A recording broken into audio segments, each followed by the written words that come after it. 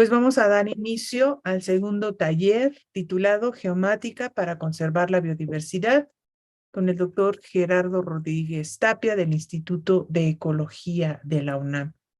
Gerardo, bienvenido a este segundo taller y también nos acompaña la doctora Josefina Bárcenas López del ICAT, Instituto de Ciencias Aplicadas y Tecnologías, ya me aprendí el nombre, que cumplió 50 años de aniversario, ¿no? Estaban en 50 El año pasado, sí, el año exacto. pasado. Entonces van ahora por sus 51 años. Vamos por los 100. Pues sí, ya están entrando. Entonces, pues me voy a permitir mientras sabemos si ya está los profesores En YouTube, ingresando. tu presentación, Ale. Ya está YouTube, perfecto. Entonces, para que conozcan al doctor Gerardo Rodríguez, él es biólogo egresado de la FES Zaragoza en la UNAM. Ha trabajado como analista del área de inventarios bióticos de la CONABIO desde el 1997 al 2001 y en el 2001 se incorporó como técnico académico al Instituto de Ecología de la UNAM y desde el 2011 a la fecha es responsable de la unidad de geomática del instituto.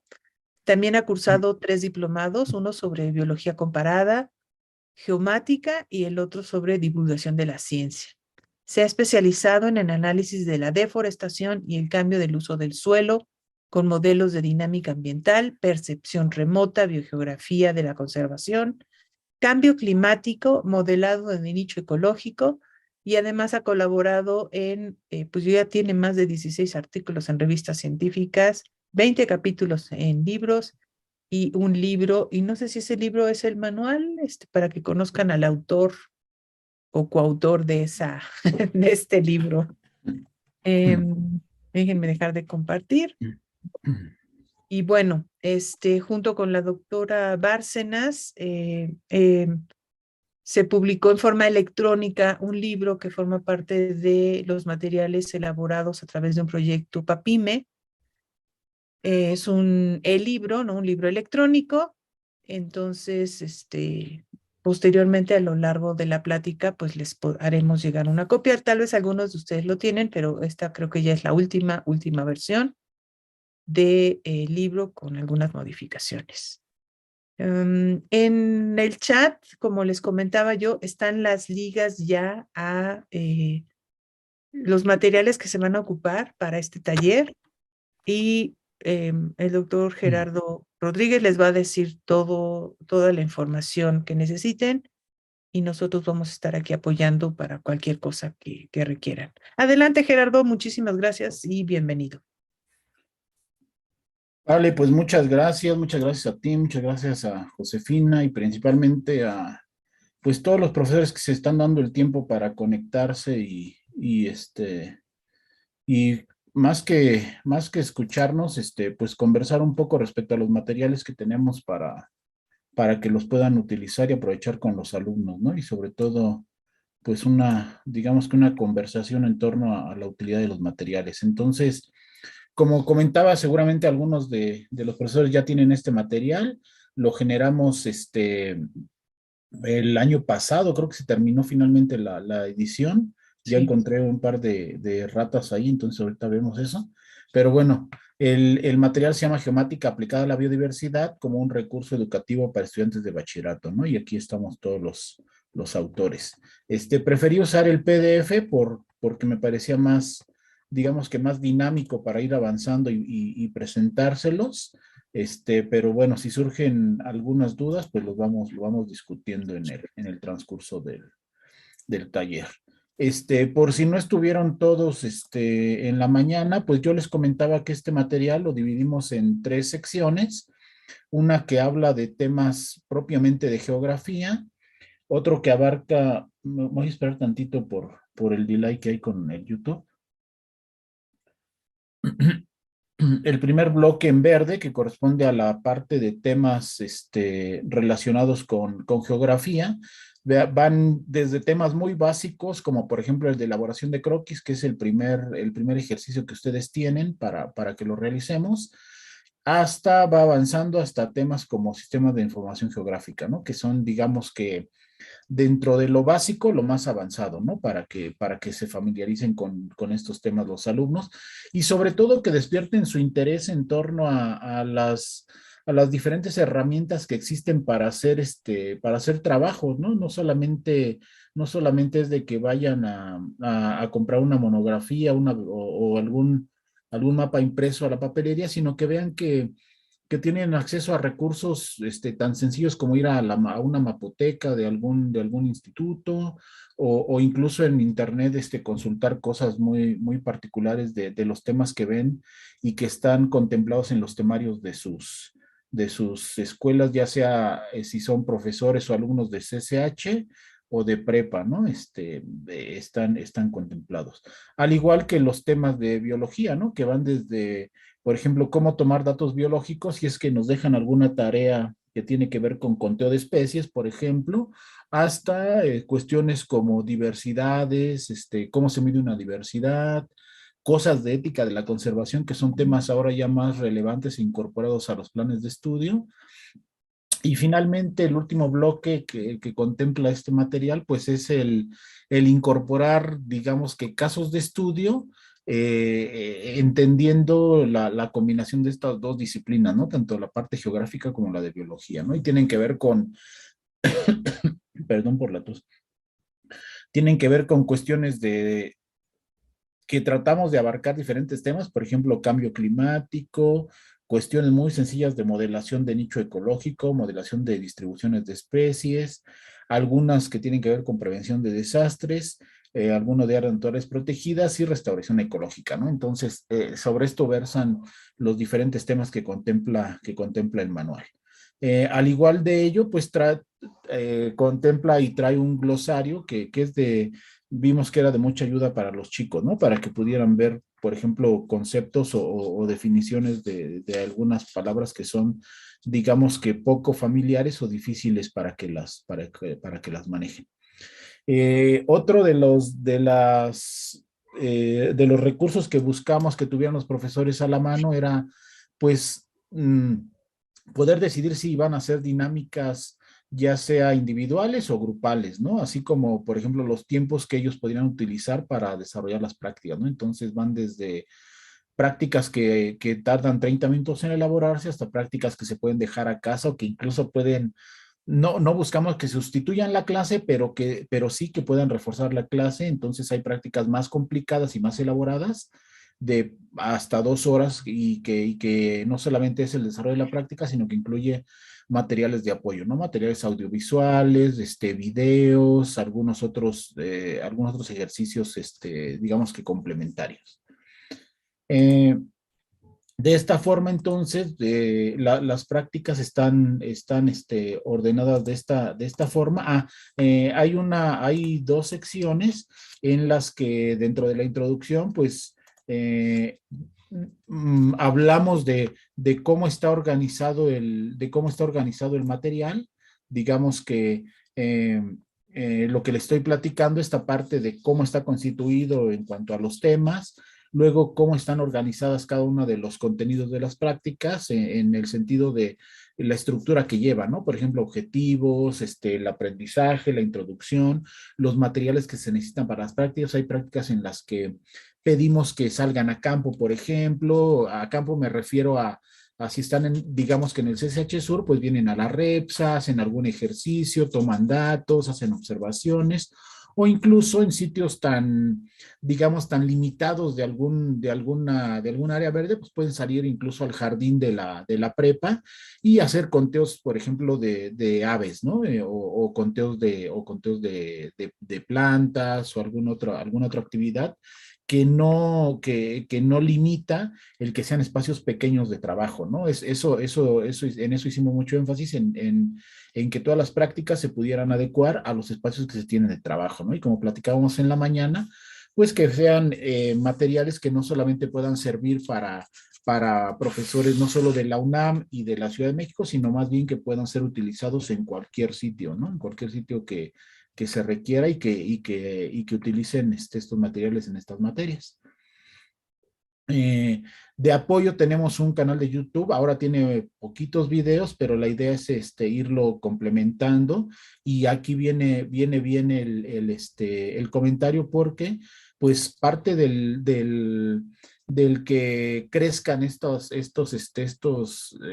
disposiciones de materiales, pues tiene que ver con las colaboraciones, ¿no? Entonces, me parecería pertinente, pues comentarles que si ustedes, por ejemplo, dentro de sus prácticas llegan a elaborar videos o les dejan, o incluso puede haber una práctica en la que les digan, bueno, para este ejercicio, pues ustedes de manera complementaria tienen que hacer algún video, ¿no? Desarrollando el tema, que ahora es muy común, ¿no? Que uno les deje a los chicos estas cosas de, háganme un video de, por ejemplo, de cadenas tróficas, ¿no? Háganme un video de conservación, ¿no? Entonces, ese tipo de materiales, pues podemos incluirlos en el canal sin ningún problema y sirven de aporte, retroalimentación para los demás chicos o los demás grupos que están trabajando en esos temas, ¿no? Entonces, digamos que se puede mejorar o se puede incrementar el acervo del canal en función de las colaboraciones que podamos tener.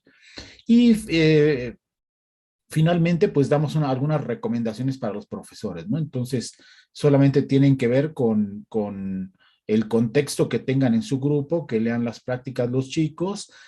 Buscamos que no fueran ejercicios que tuvieran una calificación, porque si bien a algunos de ellos se les puede asignar una calificación, lo que buscábamos es el entendimiento del tema, ¿no? Más que asignar una calificación. Y esto tiene que ver con la libertad del profesor de poder hacer, digamos, dinámicas de discusión para que en vez de asignarles una calificación de 10, de 5, de lo que fuere, pues más bien veamos los puntos de vista que hay entre los diferentes grupos, entre los diferentes subgrupos que se hacen en el salón de clases respecto a un tema, ¿no? La discusión de un tema, ¿no? Por ejemplo, se me ocurre que fuera un tema de cambio climático, entonces generar equipos en los que tengamos discusiones a favor y en contra, y entonces ahí generemos un debate, ¿no? Que esa es la idea, y que ese tipo de ejercicios pues sirvan como refuerzo para la explicación del tema que se dio de manera teórica en clase, ¿no?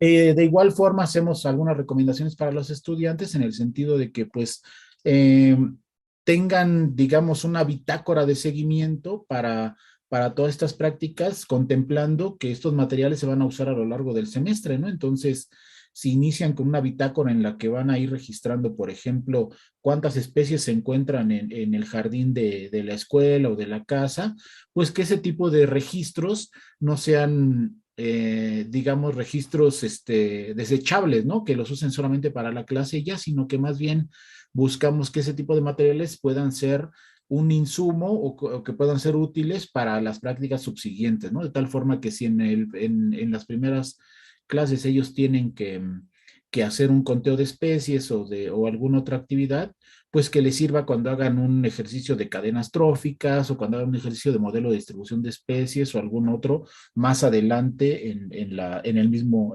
manual, ¿no? Entonces, les sugerimos que lleven un registro de todo eso y que además, si es que en algún momento sale en algún lugar, pues que cuenten digamos, con los accesorios o los aditamentos necesarios para hacer la práctica en particular, ¿no? Entonces, Ale ya les pasó los materiales con los que vamos a trabajar. Me gustaría a mí empezar con la práctica número 13, que tiene que ver con los, con estas cuestiones de riqueza de especies, con diversidades alfa, beta y gamma, y hacer la descripción de ella y empezar a trabajar, ¿no? Ale, Perdón, ¿vamos bien o no? Sí. y a la práctica a la que se refiere Gerardo es la segunda práctica que les puse. eh, no sé, acaba en... Creo que dice, ay, no, no se le ve bien el número. No, fíjate que cuando abres esa, sí, diversidad alfa y beta, Es la que está en rosita. sí, termina en 7QS View. Pero dice, es la segunda liga, donde dice segunda liga, esa ábranla.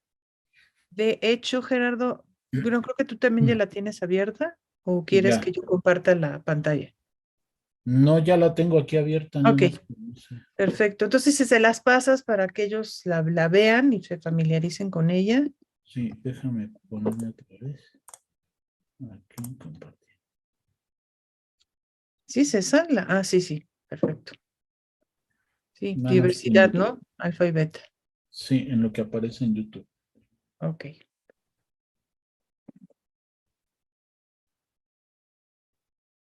Sí, ya va a aparecer. A ver. Ahí está ya en YouTube. Listo. Ya. Bueno, me voy a estar moviendo en diferentes pantallas porque quiero mostrarles, darles un poco del contexto de este tipo de, al menos para esta práctica, del tipo de herramientas que refuerzan el tema, ¿no? Ay, una disculpa por la tos, pero me ando enfermando. Me faltó el Bueno, cafecito. sí.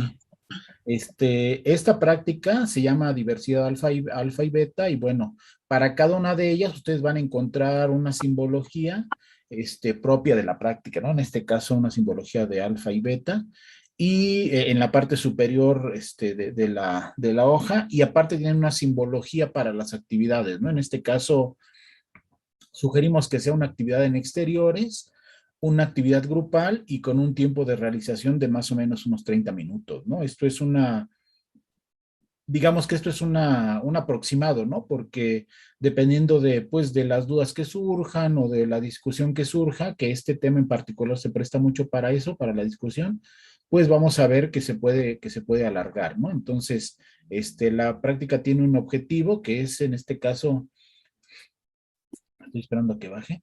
En este caso, el objetivo es identificar y calcular las diversidades de un sitio en particular. El tema es biodiversidad y conservación biológica.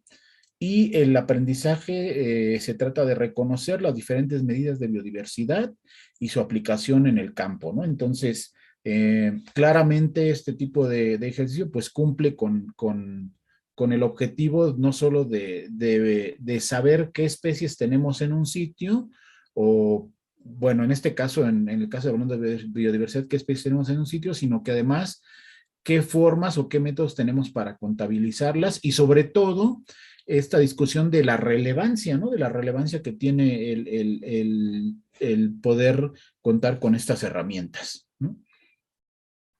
Entonces, bueno, la siguiente parte de la práctica tiene que ver con la introducción.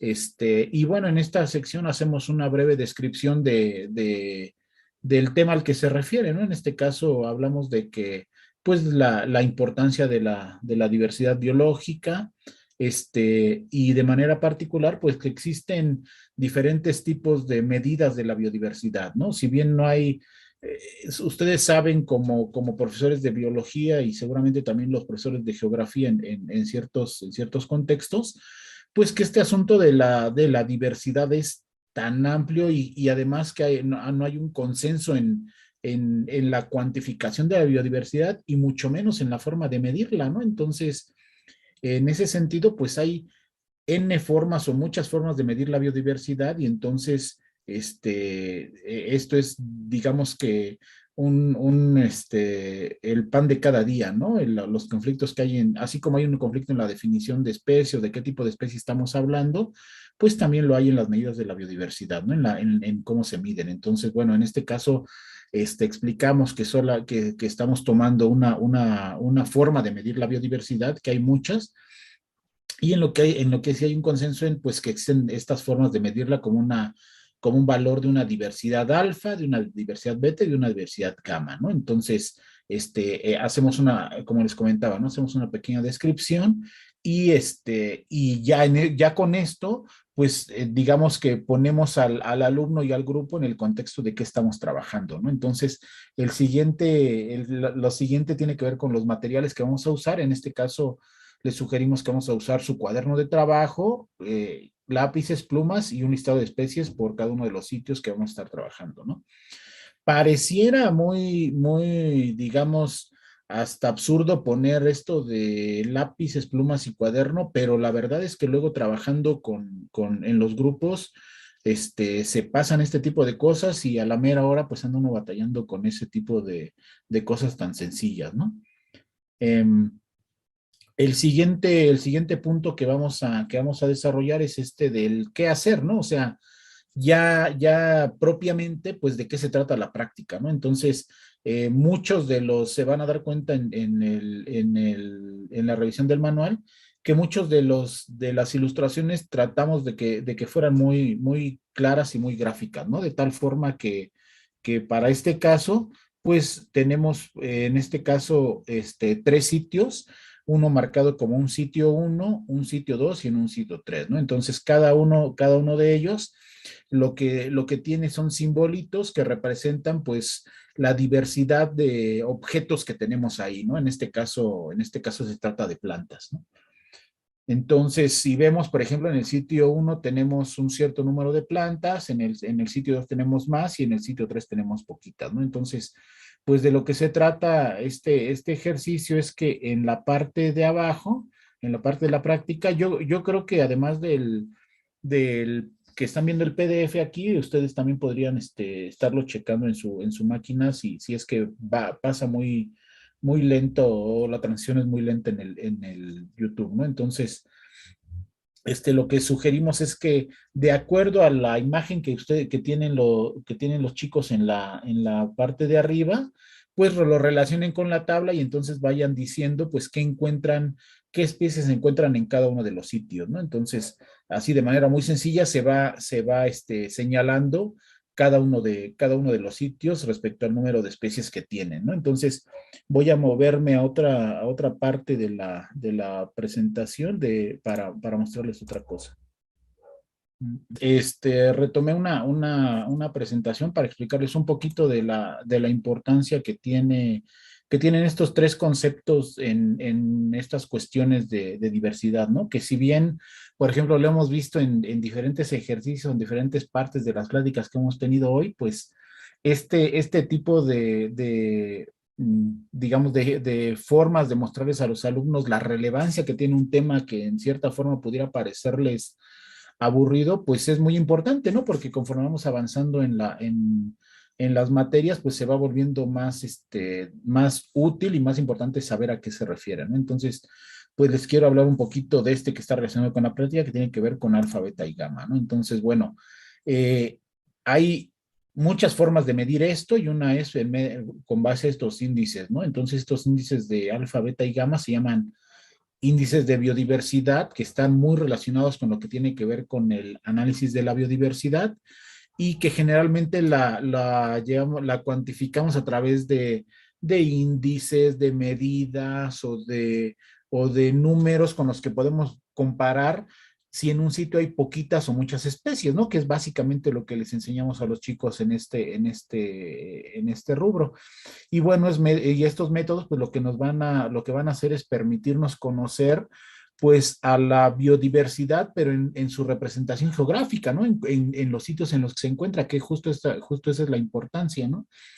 Y además, pues, que estos índices nos van a permitir, como dice ahí, caracterizar una región geográfica en términos de cuántas especies contiene, ¿no? Que es justo lo que se remarca mucho, que México tiene muchas especies, pero bueno, ¿cómo sabemos que tiene muchas o cómo cuantificamos que tiene muchas, ¿no? Entonces, estas formas son las que nos permiten hacer estas mediciones de diversidad para saber cómo está la biota, ¿no? Entonces, bueno, las diferentes formas en las que se cuantifica la biodiversidad, pues son muchas, les decía yo, y además de ser muchas, pues tienen diferentes nombres, ¿no? Se pueden llamar medidas de biodiversidad, medidas comunes de la biodiversidad, cuántas especies tenemos, por ejemplo, ¿no? Entonces, hay muchas formas de cuantificarlas y muchas formas de medirlas, ¿no? Y muchas formas también de representarlas, ¿no?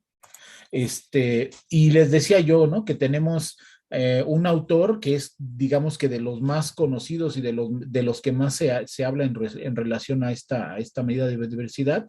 Este autor se apellida Whitaker y entonces él definió estos tres tipos de biodiversidad, ¿no? Que se llaman biodiversidad alfa o de biodiversidad local, biodiversidad beta, que es una biodiversidad de recambio, y una biodiversidad gamma, que es una biodiversidad regional, ¿no? Entonces, estos tres componentes de la biodiversidad, pues están manejados a una escala espacial, ¿no? Que es lo que trabajaríamos.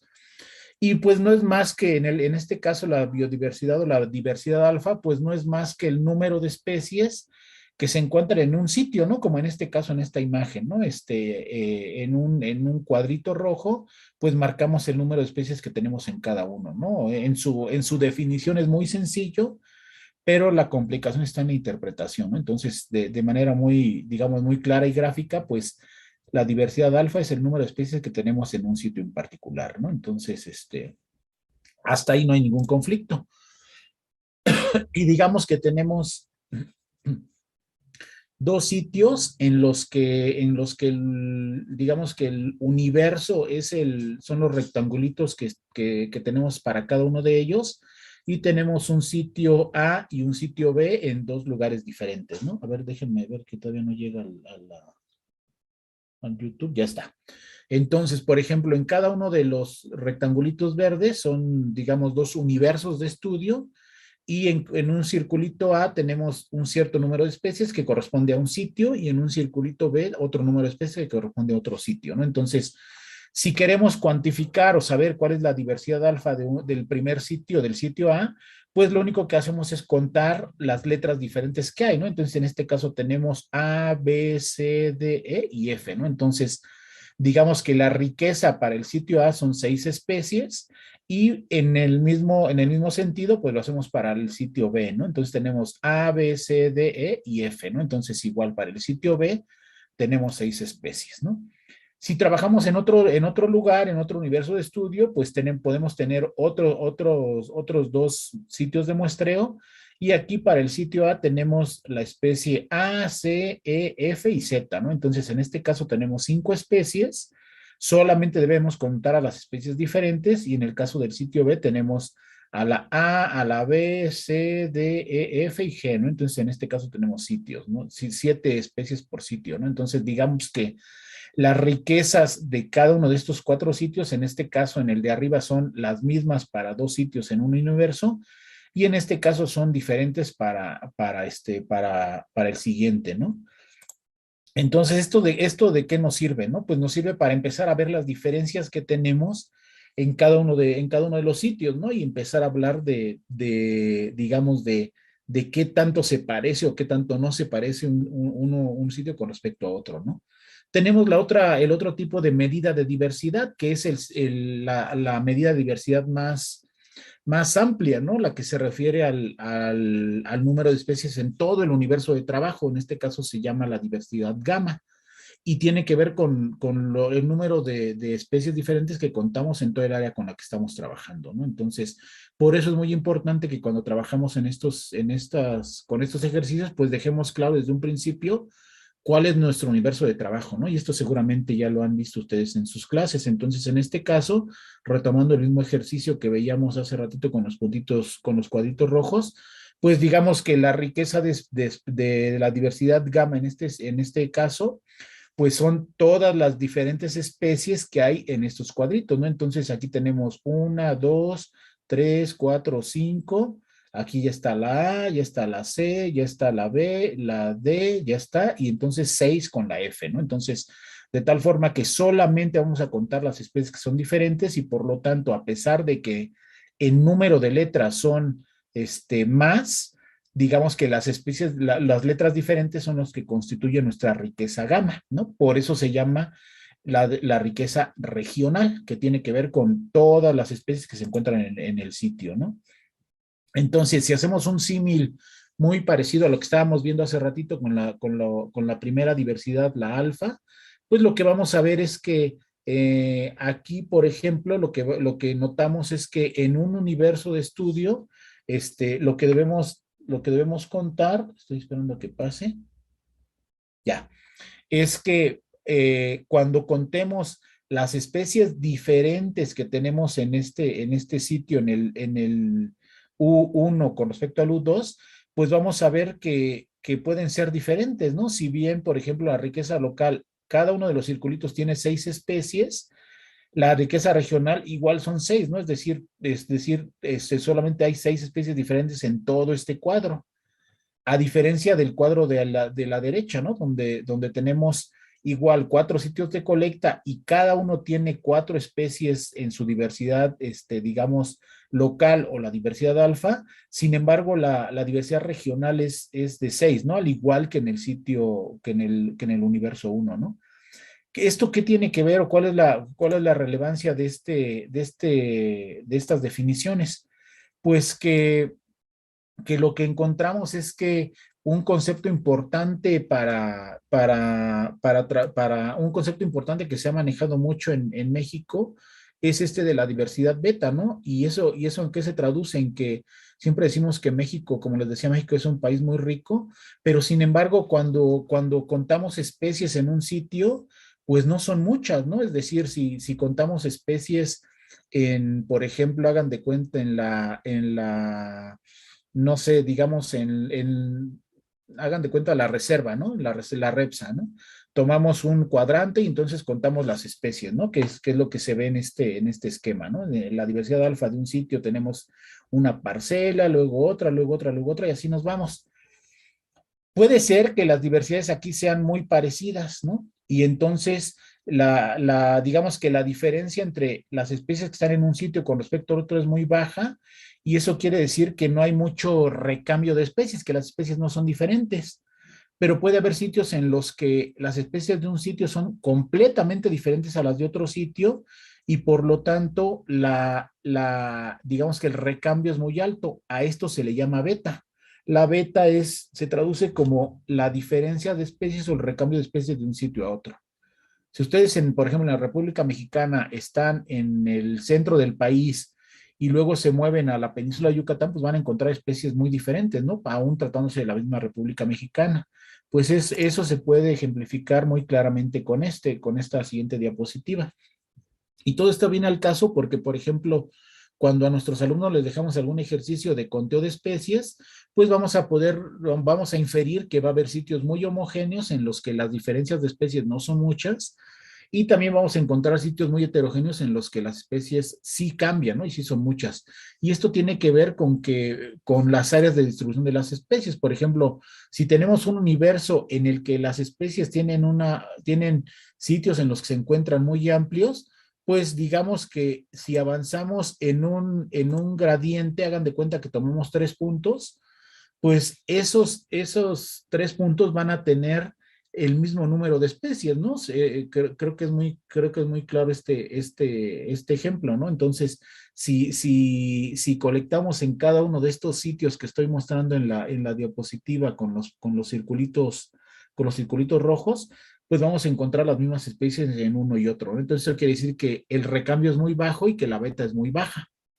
A diferencia del sitio que se encuentra al lado, que es el U', cada uno de los circulitos representa el área de distribución de una especie, y por lo tanto, si colectamos digamos que en el mismo transecto, a la misma distancia de los puntos, pues vamos a encontrar especies diferentes, ¿no? Entonces, esto implicaría que la tasa de recambio es muy alta, que si estamos en un sitio y nos brincamos a otro, vamos a encontrar especies completamente diferentes. Y esto es bien interesante porque justo ese es el patrón que encontramos en la riqueza de especies en México, que de un sitio a otro puede ser que a nivel regional encontremos pocas especies, pero el recambio que encontramos de un sitio a otro es muy alto, entonces la riqueza se incrementa.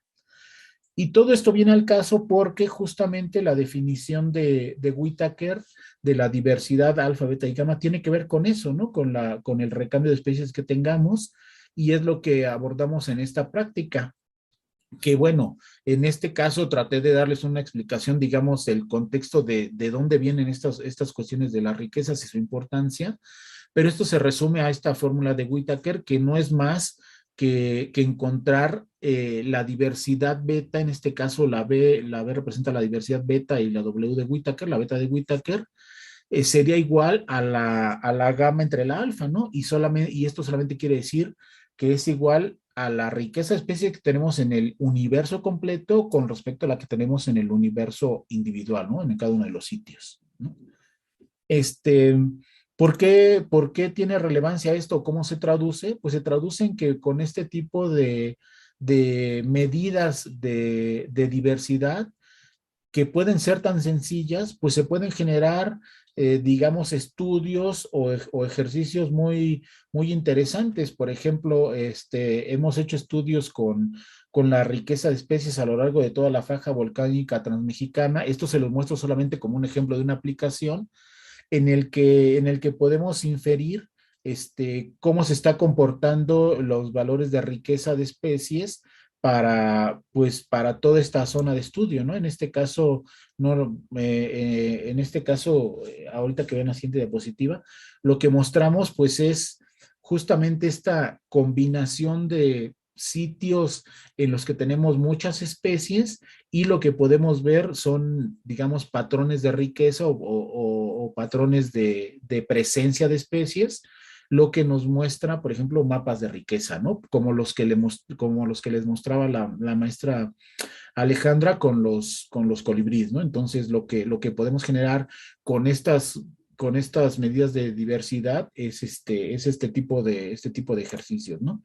Y finalmente, pues incorporando otro tipo de variables que ya no vienen manejadas en esta práctica, pero que igual ustedes, como profesores les pueden manejar como una forma complementaria, pues se pueden agregar otro tipo de, digamos, de coberturas, como por ejemplo, qué tipo de vegetación tenemos en el sitio, o qué cuencas tenemos en ese sitio en el que estamos trabajando, o qué tipo incluso de fenómenos de incendios, ¿no? Por ejemplo, o deforestación o cambio de uso de suelo, ¿no? De tal forma que, pues que con todo este tipo de herramientas, pues lo que podemos hacer es enriquecer la práctica y no solamente quedarnos con este ejercicio, ¿no? O digamos que se queda ahí la práctica en lo que le estamos, en lo que quedamos de desarrollar con los alumnos, pero a la par les pedimos que, digamos, que hagan un ejercicio de lectura adicional para complementar y generar una discusión en grupo respecto a qué fenómenos creen que están afectando estos valores de riqueza, ¿no? Tanto las diversidades regionales, las alfa, beta y gamma, como en su conjunto, ¿no? Podemos generar estas discusiones. Entonces, digamos que continuando con el desarrollo de esta práctica, pues lo que hacemos es lo que les decía yo, ¿no? Ya entonces, cada uno de estos sitios, lo que vamos a hacer es asignarles en este caso, una marca a cada uno de las especies que se encuentran en un sitio determinado, ¿no? Entonces, en el sitio 1 está el pirul, en el 1 está el agave, está la tronadora, está la ageritina y está un nopal, ¿no? Entonces le asignamos. Y entonces aquí ya vamos pudiendo inferir que, por ejemplo, el sitio 1 pues tiene una riqueza de 5 y así hacemos para cada uno, ¿no? Para el sitio 2 hacemos el mismo conteo de especies, le asignamos a cada uno de ellos. Lo mismo hacemos para el sitio 3, aunque de manera, digamos, visual podemos inferir cuál tiene más y cuál tiene menos riqueza, pues la idea es generar estos índices, ¿no? O al menos este índice de riqueza y ver cómo lo podemos explicar o qué está pasando, ¿no? Entonces, una vez que tenemos este conteo de especies, pues lo que hacemos es, aquí dice, ¿no? Dentro de las instrucciones que tenemos para la práctica, pues nos indica que calculemos tanto los índices alfa, beta y gamma para los sitios que aparecen en cada uno de ellas, ¿no? Entonces, lo que buscamos también es que esta práctica hiciera referencia a prácticas que nos pudieran ser complementarias y en este caso dice que, por ejemplo, lo que les decía yo, ¿no? Definir el universo de trabajo y en este caso te dice, bueno, para seleccionar tu polígono y si no sabes qué es un polígono, pues ve a la práctica de polígono para que leas todo lo que tiene que ver con eso, ¿no? Entonces, una vez que ya leemos toda esta parte, dice, bueno, a partir de la información que tú recopiles de cada uno de los sitios que estuviste trabajando, pues genera este índice de beta, ¿no? Que es beta, la misma formulita que yo les enseñaba, ¿no? Entonces, a partir de eso, pues lo que hacemos nosotros es generar esta información con los alumnos, ¿no? Es decir, que ya tenemos, digamos, el contexto de a qué se refiere alfa, que tiene que ver con la diversidad local, a qué se refiere beta, que tiene que ver con el recambio de especies, Perdón. Y finalmente, lo que es la diversidad regional, que es la gama, ¿no? Entonces, en este caso, por ejemplo, la gama en su conjunto tiene un total de 10 especies y estas son, digamos, las alfas individuales o las alfas por sitio para cada uno de ellos, ¿no? Entonces, de tal forma que como veíamos hace rato, la alfa del sitio 1 tiene 5 especies, la alfa del sitio 2, ay, perdón, les dejé uno a todas, o sea, la alfa del sitio 2 tiene 8 y la alfa del sitio 3 tiene 3 especies, ¿no? Entonces aquí es 1, 2 y 3, ¿no? Y bueno, ya posteriormente, en función de la fórmula que desarrollamos arriba, pues solamente hacemos la sustitución de los números por las variables, ¿no? Entonces esta es la gama y estas son las alfas individuales de cada uno de los sitios, ¿no? De tal forma que al final, pues lo que tenemos son, digamos, los valores de la beta para cada uno de los sitios, ¿no? Entonces, si bien, como les digo ahí abajo, ¿no? Todas las diversidades tienen que ver con el espacio geográfico, pues los valores que tengamos de estas diversidades son relativas a los sitios en los que estamos trabajando, ¿no? Entonces, siempre la alfa es un valor más fino o más bajo que la gama, ¿no? Porque la gama engloba todo el universo de trabajo.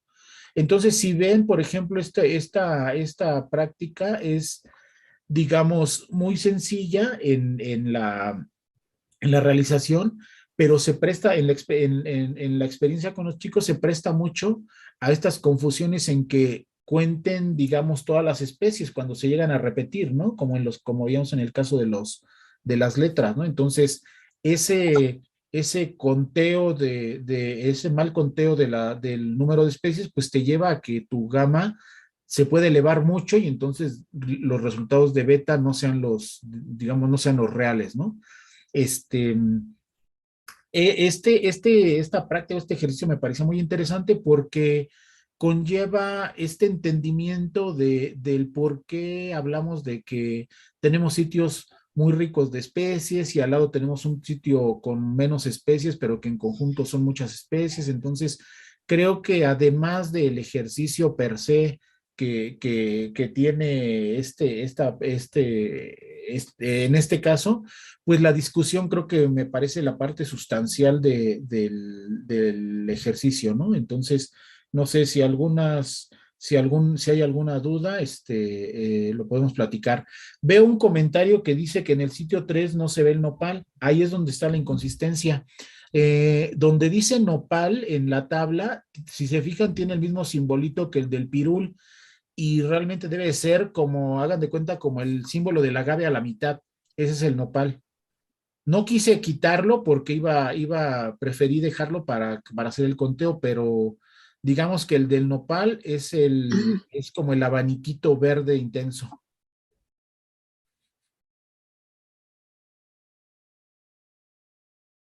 Sí, hasta aquí vamos. No sé si hay algún comentario adicional o quieran que Yo no veo ninguno. Qué bueno que hiciste esa aclaración, pero no veo algún sí, aquí está, yo lo pongo ahorita porque ay, a ver, ahorita quiero compartir pantalla con la práctica, aquí está. Aquí miren, por ejemplo, aquí el del nopal, bueno, ahorita que se ponga en la pantalla.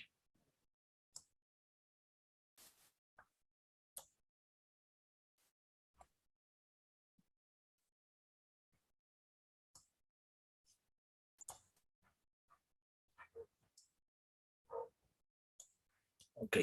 Ya Al sé. menos aquí en el sitio 1 y en el sitio 3 se puede ver clarito, ¿no? Por ejemplo, Ujú. y en la tabla también. El pirul, que es la primer especie, tiene un circulito, un arbolito en un círculo verde. ¿Sale? Y el nopal también tiene un arbolito en un círculo verde. Pero en la imagen, en el mapa, el nopal debe ser la digamos mitad. que el abaniquito ese verde intenso. Ujú. Ese es el único error, pero pero a ese corresponde el nopal. Salvo eso, o sea, están todas las especies que deben estar en las imágenes.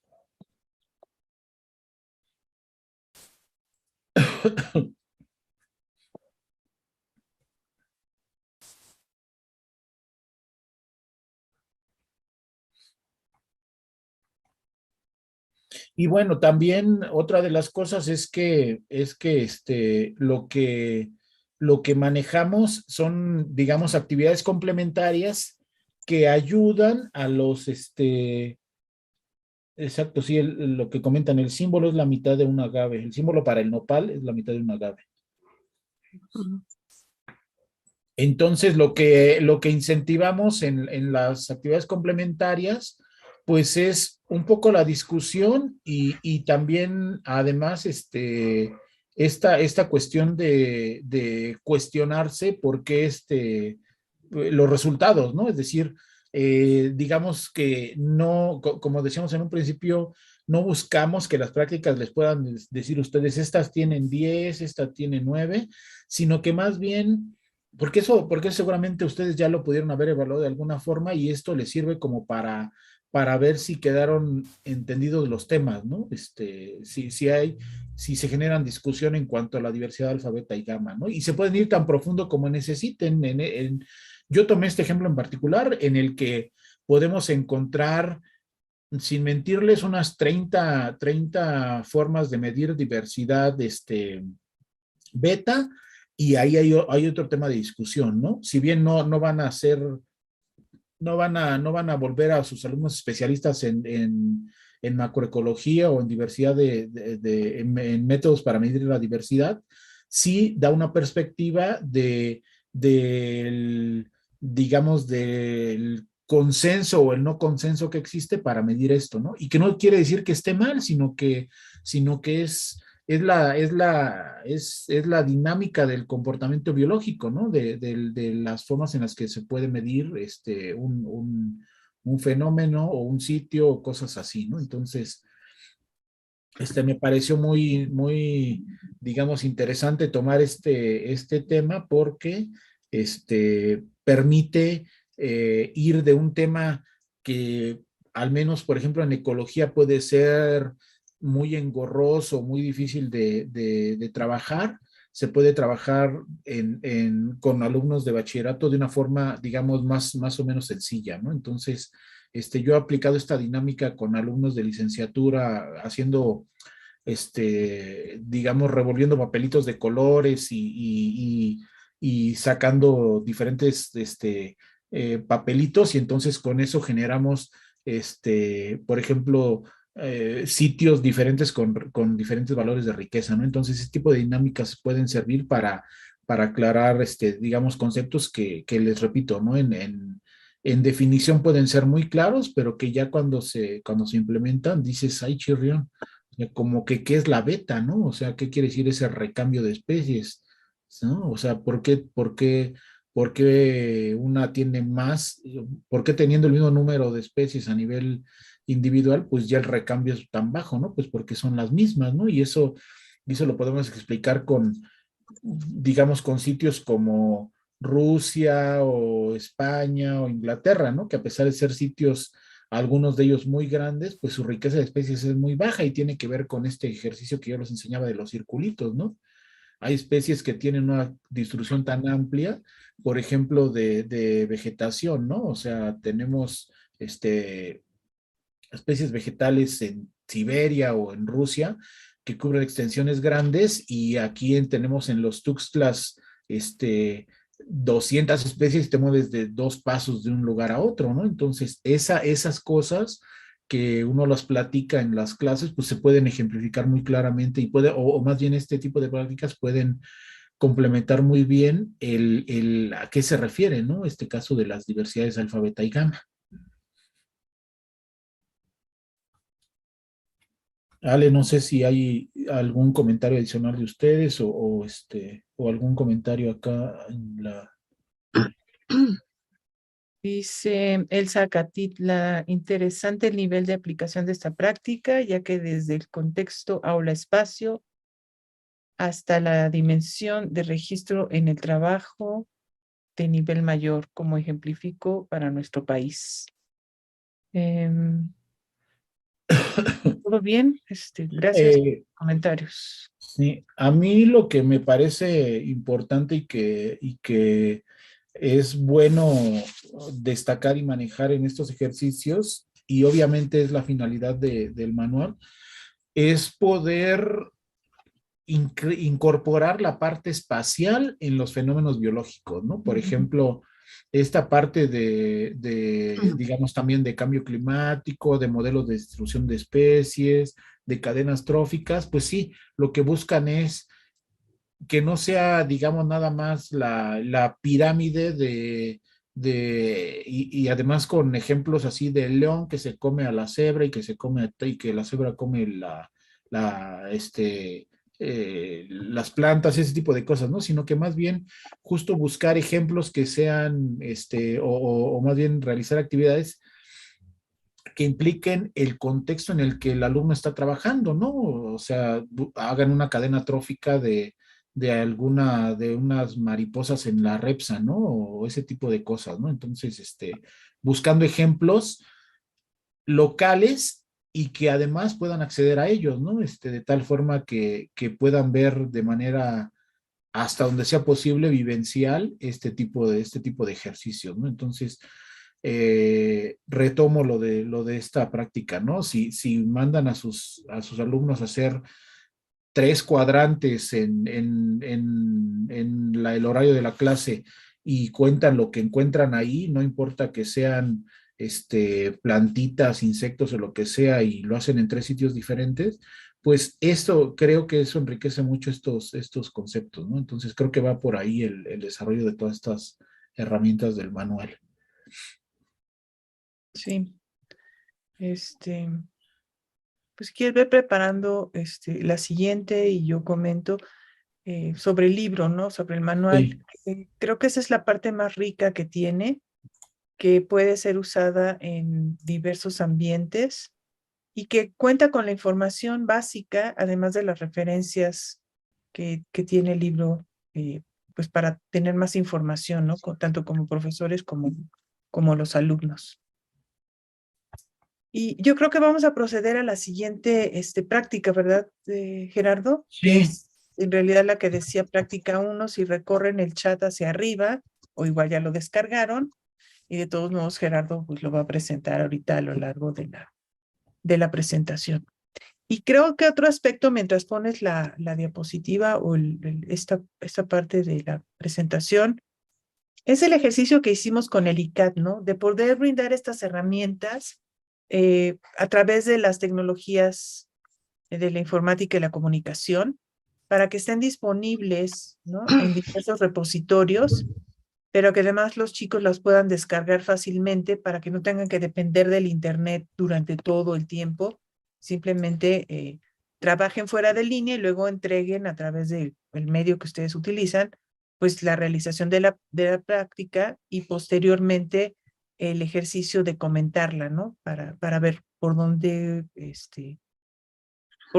estaba, ¿no? El problema para solucionarlo o algo que hayan tenido problemas, pero que lo quieran compartir con el resto del equipo o con el resto del grupo. Ale, y ahora que mencionas esto, creo que tenemos también en el sitio de telemática el libro de geomática Perfecto. en PDF para que si lo quieren descargar completo, pues también igual lo pueden descargar por completo o por práctica. Claro. De todos modos, yo les voy a enviar aquí una liga del libro por si ya lo quieren en PDF, pero tiene razón Josefina, para que ustedes lo puedan compartir luego con sus alumnos y también se dé movimiento en nuestros portales, sobre todo en el del ICAT. Pues ustedes pueden ingresar ahí al portal de telemática y ahí podrán encontrar pues no solamente el libro, sino otros materiales importantes que les pueden servir de apoyo. Adelante, Gerardo, perdóname. no, no, Ale, gracias, gracias. A ver, díganme si ya ven la Ya se ve el presentación. libro en la práctica. Ok, entonces, bueno, este ejercicio corresponde realmente a la primer práctica, y en ese sentido buscábamos que fuera un ejercicio tan básico como el ubicarse en un espacio, ¿no? Y tiene que ver con la elaboración de un croquis. Ya van a ver que puede parecer, digamos, súper banal, pero que cuando estamos haciendo, digamos, en nuestra libreta de campo, una descripción del sitio donde estamos trabajando, o donde debemos llegar a una cita, o donde nos quedamos de ver, o X razón, ya no resulta tan fácil hacerlo, ¿no? Entonces, buscamos que este fuera un ejercicio para que los chicos pues tuvieran el contexto pues de cuáles son los elementos mínimos necesarios, en este caso, para la elaboración de un croquis, ¿no? Teniendo en cuenta estos aspectos geográficos, ¿no? Entonces, de igual forma, la práctica tiene la misma, digamos que la misma descripción que el ejercicio pasado. Voy a esperar tantito a lo que Ya se se ve la práctica en YouTube. ok. Tenemos la descripción de la práctica, elaboración de un croquis, la imagen y la simbología de las actividades, ¿no? En este caso, tiene que ver con una actividad en interior.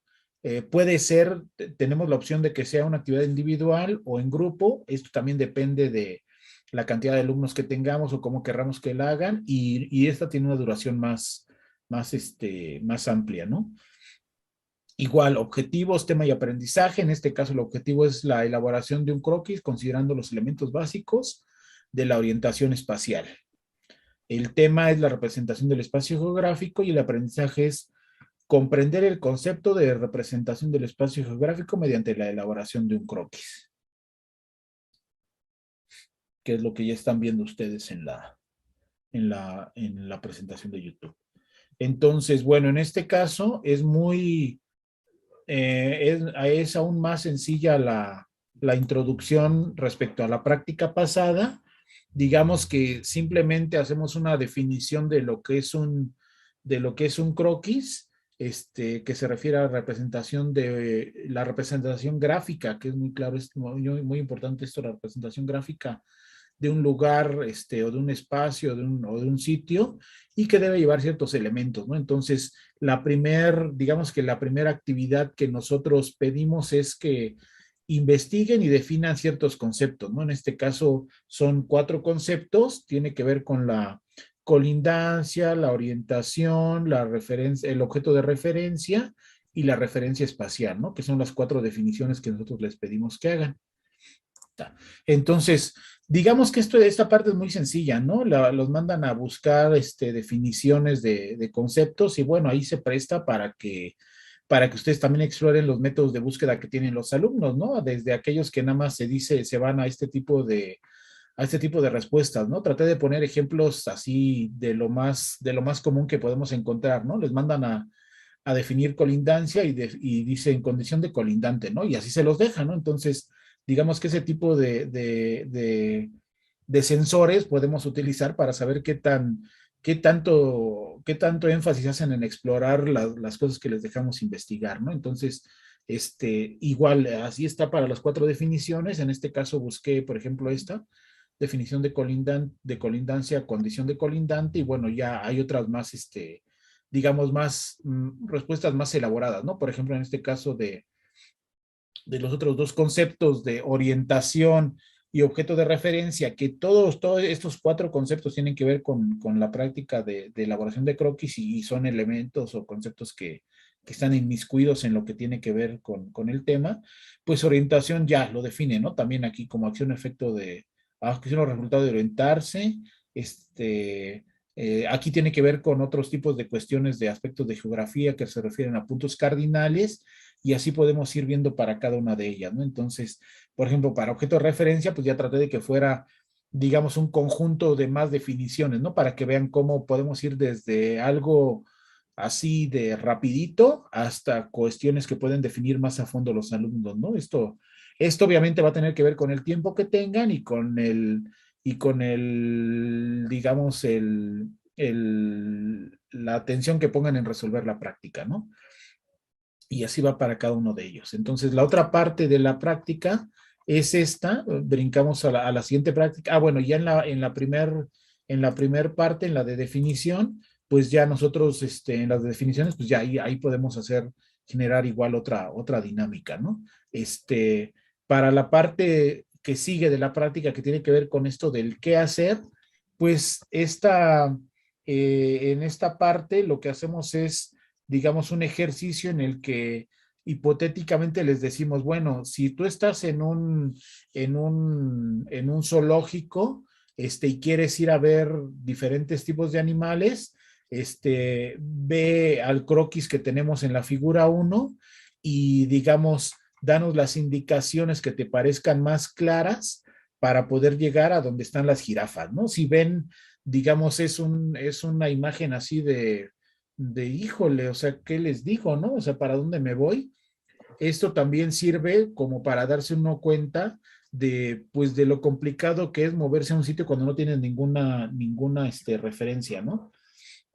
Y bueno, la otra parte digamos, de la creatividad o del buscarle a cómo describirlo, pues dejamos esos cuadritos no por dejarle un marco amplio, bonito a la imagen, sino más bien que ellos, si se las ingeniaban, podían tomar eso como una matriz y una referencia en la que le pudieran poner ya sea letras o números o las dos cosas, y que por medio de una descripción, digamos, de intersecciones, pues pudieran llegar al sitio, ¿no? Entonces pueden utilizar, ya se dan cuenta que pueden utilizar diferentes recursos como por ejemplo, la descripción de me doy vuelta a la derecha, agarro el sendero tal, paso por los changuitos, luego paso por los leones, luego me perdí para irme al rinoceronte, pero regresé a la jirafa, ¿no? Entonces puede ser así digamos, tan descriptivo, o la otra puede ser, no sé, en la intersección entre la J y el 10, ahí encuentro a la jirafa, ¿no? Y este tipo digamos, de recursos, pues permiten tanto a los alumnos como a los profesores, pues ver estas dinámicas de trabajo, ¿no? Entonces, así va esta parte del ejercicio, ¿no? Entonces, y aquí, pues, bueno, ellos pueden ir dando, es donde van dando las instrucciones de cómo llegaron a ese resultado, ¿no? Entonces, este es, digamos, que el primer ejercicio dentro de la práctica. Y la siguiente es, les decimos, bueno, todos estos ejercicios van llevando dentro de la misma práctica, van llevando una evolución en cuanto a la complejidad de los elementos que van utilizando, ¿no? En este caso, en esta segunda parte les decimos, bueno, ahora elabora un croquis del plantel en el que te encuentras, ¿no? Entonces, dentro del cuadrito que tenemos en esta parte de abajo, pues descríbenos o trata de escribirle a tu familia o amigos que vayan a visitarte, pues cómo llegan a tu escuela, ¿no? Cómo llegan a tu sitio a tu sitio donde estás estudiando. Aquí digo yo de manera práctica, hice un recorte de una imagen de YouTube, pero de Google Maps, pero la idea es que ellos hagan digamos, un croquis en el que vayan describiendo cómo llega, ¿no? Y ahí vamos a ir viendo si incorporan elementos como las escalas, como las distancias, como las orientaciones, todo lo que vamos viendo allá arriba, y podemos ir complementando esto, ¿no? Y viendo cómo avanzan en la descripción y el desarrollo de estas habilidades. Igual en la parte de abajo, pues haces esta descripción, ¿no? Primero haces el croquis aquí, vas diciendo qué calles hay, cómo vas llegando, y aquí pues yo lo que hice fue hacer la descripción de cómo llegaría si vas caminando o si vas en transporte público al Instituto de Ecología, ¿no? Por ejemplo, ¿no? Le puse saliendo del Metro CEU, tomas la ruta 2 del Pumabús, te bajas en la parada del Jardín Botánico, una vez abajo caminas por la banqueta siguiendo el flujo de autos y entras por la entrada de coches al Instituto de Ecología, ¿no? Entonces, este tipo de elementos pues nos sirven como para ir viendo cómo se van haciendo las descripciones de los sitios, ¿no? Y finalmente, en la última de las actividades, que es una actividad complementaria, pues es, digamos que más relajada o más lúdica, ¿no? Entonces, les decimos, bueno, a través de este laberinto, primero resuélvelo y luego, pues trata de hacer una descripción de cómo llegaste a él, ¿no? Entonces, si se dan cuenta, este ejercicio, pues ya es, digamos que un poco más enredado por el tipo de descripción que tienes que hacer, pero al final lo que busca es incorporar todos estos elementos que tienen que ver con la práctica. Y entonces, ahorita que les aparezca en el YouTube la parte final de esta práctica, entonces, en este caso, por ejemplo, si se dan cuenta, son actividades así como muy, digamos que muy sencillas y nosotros ya vimos con los chicos, pues estos elementos que debe de llevar un croquis, ¿no? A diferencia, que son diferentes a los de un mapa, ¿no? También tenemos una práctica en la que habla de elementos de un mapa, ¿no? Pero aquí en el croquis al menos pues que tenga una cuestión de descripción, de escala, de orientación. Y bueno, aquí como reforzamiento que buscamos en varias de las prácticas, algunas traen actividades complementarias, algunas traen preguntas para contestar y algunas traen ambas, ¿no? Entonces, en este caso trae, por ejemplo, unas preguntas que dice, bueno, ¿cuál es la importancia de un croquis en el espacio geográfico, ¿no? O también, qué tan importantes son los objetos de referencia para dar una indicación? Y eso ya lo vieron con la descripción del zoológico, por ejemplo, ¿no? Si no hay flechitas, si no hay indicaciones, pues no, es muy complicado. Y luego la última es, ¿crees que es importante la orientación para dar indicaciones? Entonces, ahí pues si se dan cuenta, son preguntas abiertas y igualmente se pueden discutir o se pueden enriquecer, ¿no? Entonces, pues básicamente esta es digamos, la estructura de la práctica. Si ven, es una práctica muy sencilla porque es la primera, pero así es como vamos avanzando en todas las demás prácticas a lo largo del manual, ¿no? Entonces, de tal forma que vamos teniendo todas las prácticas digamos, con un incremento en la complejidad, ¿no? Para cada una de ellas.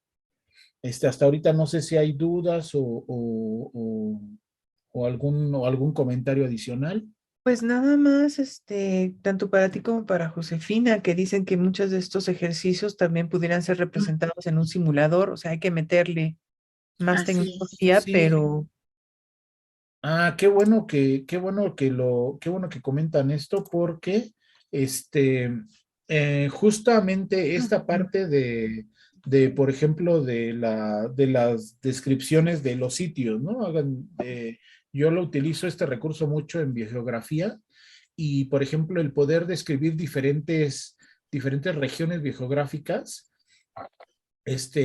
Pues José ha de saber más al respecto, pero esto de las TIC se prestan mucho justo para hacer vuelos, por ejemplo, sobre diferentes ambientes y entonces eso trasladarlo a estos simuladores de los que hablábamos, ¿no? De lo del metaverso que decíamos en la tarde, ¿no? Y entonces poder hacer, digamos, estos recorridos virtuales en diferentes zonas con diferentes características.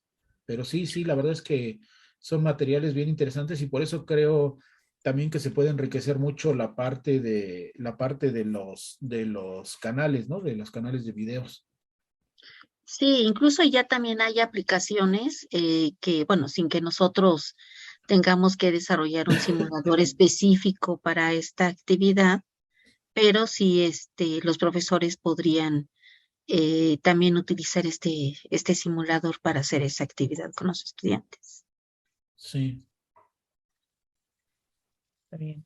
De hecho, como también parte complementaria, que no viene en el manual, pero que sí es una herramienta muy útil y que también ejemplifica muy bien el uso que le damos a los materiales el uso que le damos digamos, a estos sitios como la Repsa. Les quiero mostrar así rápidamente como un complemento a esto.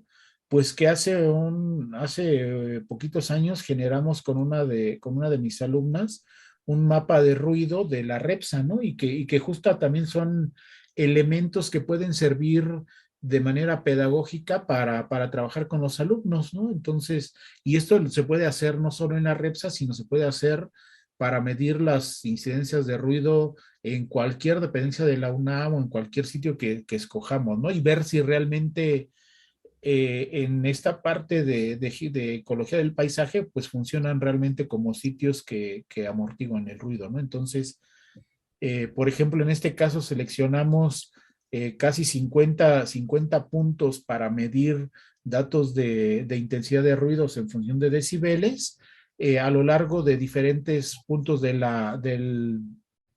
campus de la UNAM, ¿no? Y principalmente dentro de la REPSA. Tenemos puntos, digamos, algunos más periféricos que otros, algunos en los circuitos, que esa era la idea, los generamos al azar, pero era la idea abarcar tanto sitios de alto flujo de personas y de autos y otros en los que no había tanto flujo, ¿no? Y bueno, obviamente, si se fijan en el mapa, pues también esto tiene que ver mucho con la accesibilidad, ¿no? O sea, en la parte de las zonas núcleo, pues estuvimos donde había, bueno, donde había senderos, ¿no? De tal forma que tratamos de cubrir lo mejor posible.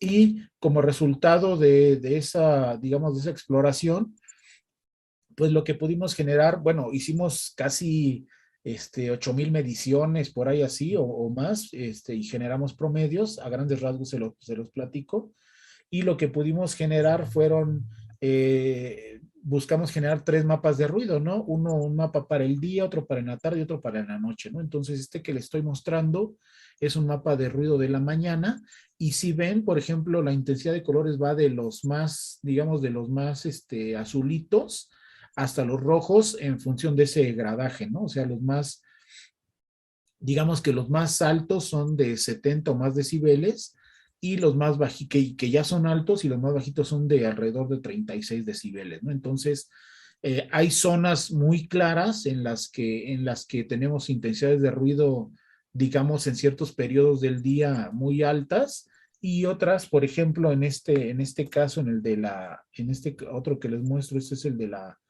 la tarde, ahí déjenme ponerlo bien, este es el de la tarde, cambia mucho, ¿no? Ahorita que ya pase, cambia mucho.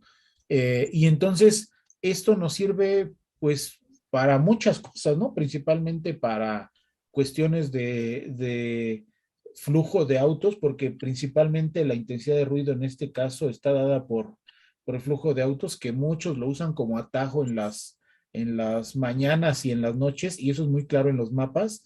Si ven, si se acuerdan, por ejemplo, de este que vimos anteriormente, el de la mañana, este es el de la tarde y este otro que les voy a mostrar es el de la noche. Entonces, pues ahí vemos como, digamos que ciertos patrones de comportamiento, ¿no? Entonces, esto se puede medir, se puede utilizar para medir en qué afectaciones tiene para la fauna de la REPSA, ¿no? O sea, hay grupos claramente más sensibles que otros a estos fenómenos, estos factores. Y si le agregamos digamos, las variables de luminosidad y de flujo de personas y todo esto, entonces, bueno, creo que eso realza la importancia que tiene conservar un sitio como la REPSA, ¿no? Entonces, este ejemplo, digamos que no viene contemplado en el manual, pero sí puede ser, digamos, material para que lo puedan utilizar los profesores para algún ejercicio, para algún ejemplo de variables que no necesariamente son, digamos, tan perceptibles como la deforestación o como el cambio de uso de suelo, ¿no? Sino que estas que pareciera que no las vemos, pues ahí están y tienen una repercusión importante en los ecosistemas en los que trabajamos, ¿no? Entonces, pues así está. Y creo que esto de los talleres también, pues permite eso, ¿no? Permite el que la gente interesada conozca este tipo de herramientas, ¿no? Y la verdad es que los profesores son, creo que el medio excelente para motivar a los chicos para que se incorporen a estas áreas y que las vean no como algo tan alejado de lo que les gustaría hacer, sino que más bien al contrario, se sientan como tan familiarizados como para poder mandar un correo o una llamada y decir, oiga, yo quiero conocer más de lo que hacen. Sí, pues reafirmar lo que decíamos, ¿no? Vocaciones trabajando con los datos, ¿no? Y decir, así se toman, así los puedes procesar y cómo interpretarlos, ¿no? Sobre todo. Ah, Ale, mencionan que comentamos que en el portal de telemática pueden bajar las actividades por separado. No, la idea es que esté el documento, el libro en formato EPUB o en formato PDF, y si tienen el PDF, si no quieren tener todo el libro impreso, se abre el documento en PDF y pueden imprimir la práctica o las hojas que les convenga a Nada ustedes más, sí. imprimir. Ujú. Sí, sí, sí, ya les mandé la liga de telemática. Esperemos que no solamente están esos materiales, hay muchísimos otros, también explórenlos, pueden ver, ¿no? Toda la gama de materiales que se elaboran en el instituto. Y creo que esa es una de las riquezas, ¿no? Para poder trabajar también. Josefina, creo que es importante que les hables rápidamente antes de terminar del laboratorio que están Ah, bueno, abriendo, ¿no? sí, sí, bueno, déjame prendo mi cámara. No quería quitarle protagonismo a Gerardo. Bueno, les comento, en el laboratorio de telemática estamos llevando a cabo un proyecto que se llama Laboratorio de Educatrónica. Y en ese laboratorio de Educatrónica lo que pretendemos es proponer un espacio a los profesores de educación media superior y superior también, para que experimenten, desarrollen sus actividades. En ese laboratorio, pues bueno, vamos a empezar a trabajar ya el próximo año en algunos talleres. Yo creo que vamos a empezar con uno de video, y apoyarlos para que ustedes puedan desarrollar sus propias actividades. Nosotros estamos proponiendo a partir de estos talleres también que ustedes tengan el apoyo y tengan la tecnología que necesitan para poder diseñar sus propias actividades.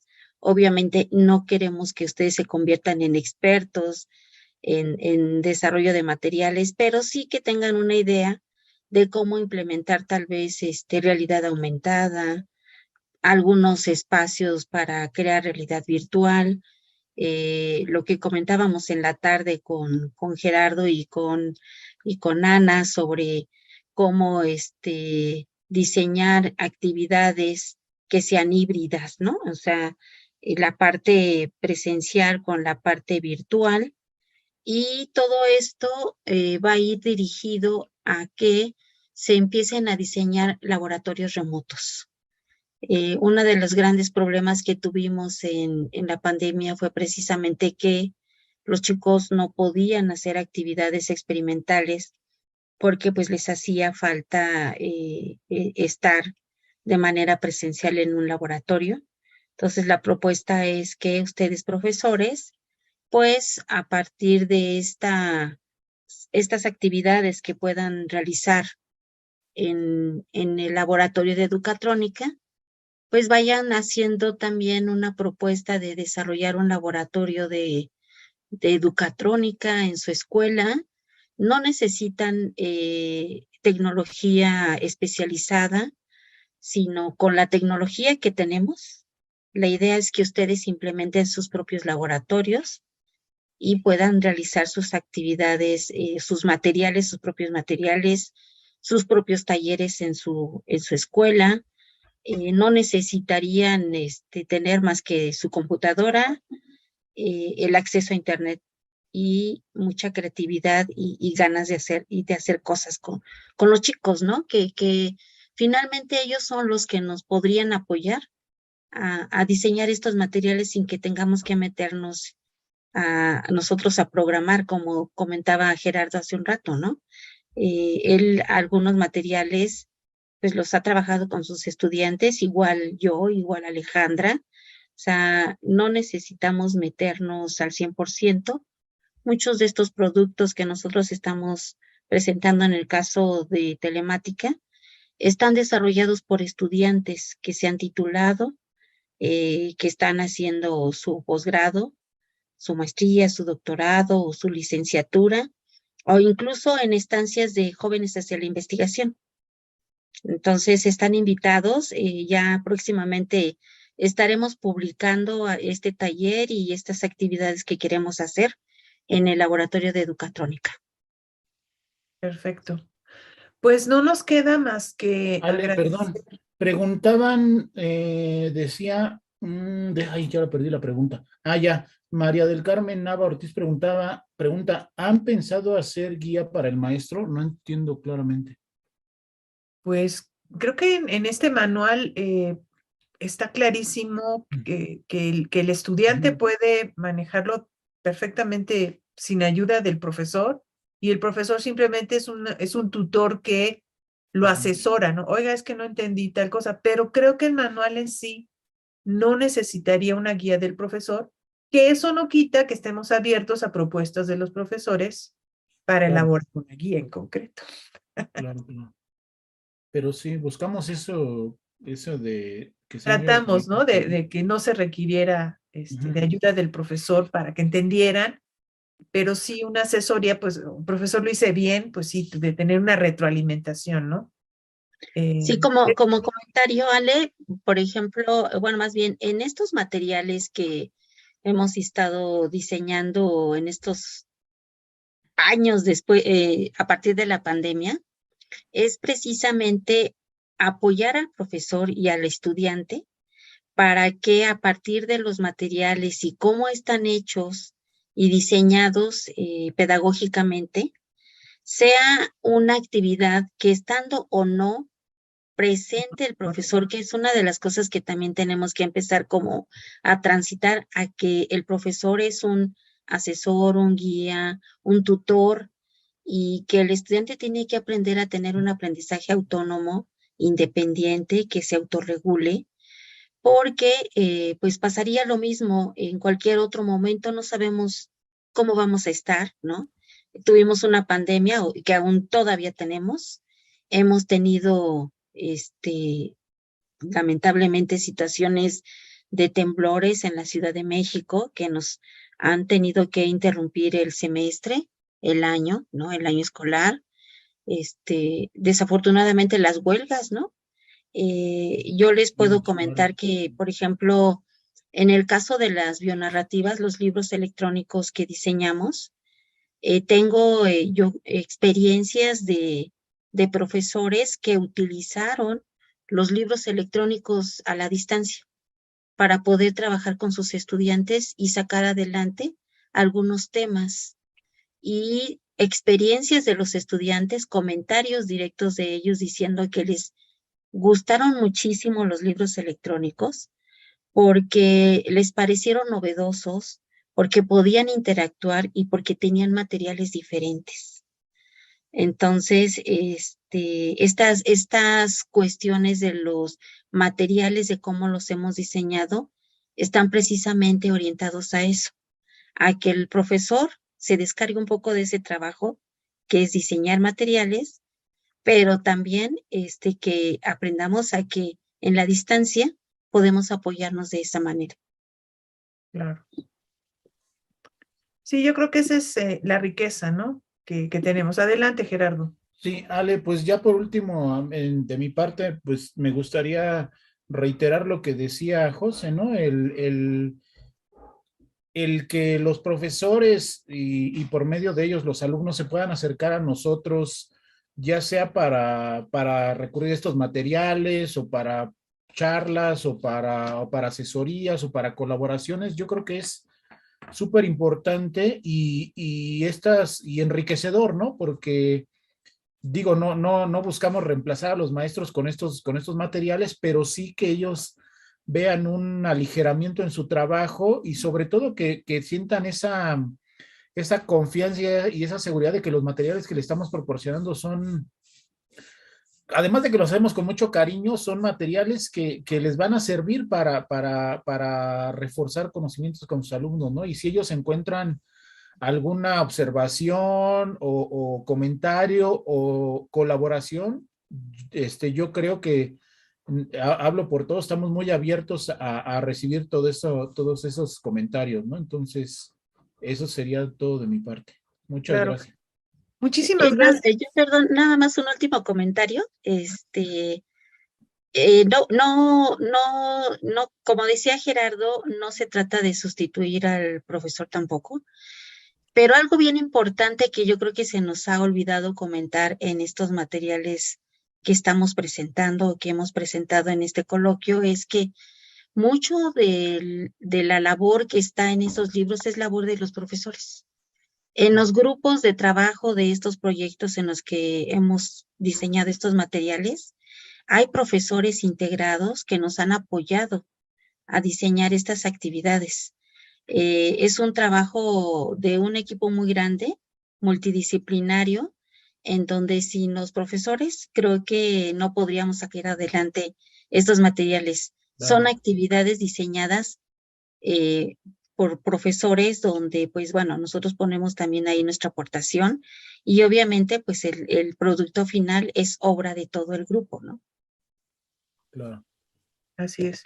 Y perdón, les vuelvo a mandar otra liga de telemática que es la más nueva, que ya es del ICAT, para que puedan accesar a los materiales que ofrecen y cualquier cosa, pues pueden comunicarse con nosotros para que los apoyemos. Pues no me resta más que agradecer a los que estuvieron ahorita en el taller, a Gerardo Rodríguez del Instituto de Ecología, a la doctora Josefina Bárcenas del ICAT, pues haber participado en el taller y a todos los profesores y personas que nos estuvieron viendo a través de YouTube. Muchísimas gracias.